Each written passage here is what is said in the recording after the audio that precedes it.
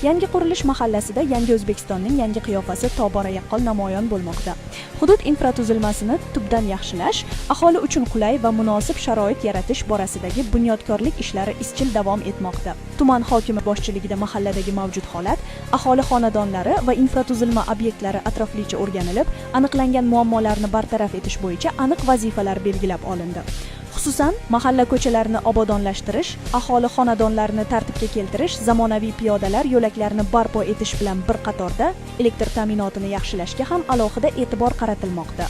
Mavjud eski yog'och elektr ustunlari o'rniga zamonaviy beton ustunlar o'rnatilib, hududga yangi transformatorlar o'rnatish orqali elektr ta'minotining barqarorligini oshirish choralari ko'rilmoqda. Mana biz bugun Oltinsoy tumani yangi qurilish mahallasida turibmiz. Bu yerda Obod mahalla dasturi bo'yicha prezidentimizning topshiriqlari bilan juda katta amaliy ishlar amalga oshirilyapti. Qishloqlarimiz obod bo'lib, ko'chalarimiz ravon bo'lib, yangi do'konlar ishga tushyapti bu yerda.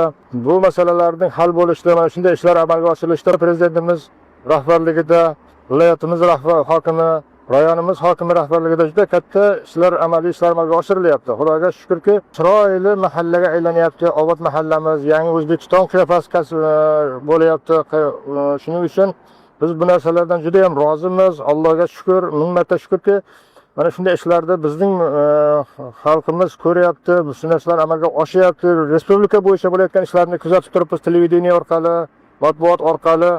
Juda ko'p joylarda, deyarli butun respublika bo'yicha mana shunaqa obodonchilik ishlari ketayotganidan xabarimiz bor. Mana shularning bir burchagida Surxondaryoning uzoq bir cho'kkasida, Oltinsoy tumanimizda ham mana shunaqa yaxshi ishlar bo'layotganidan biz juda ham xursandmiz xalqimiz. Bularning barchasi avvalo mahalla aholisining turmush sharoitini yaxshilash, kundalik hayotini yanada qulay va farovon qilishga qaratilgan.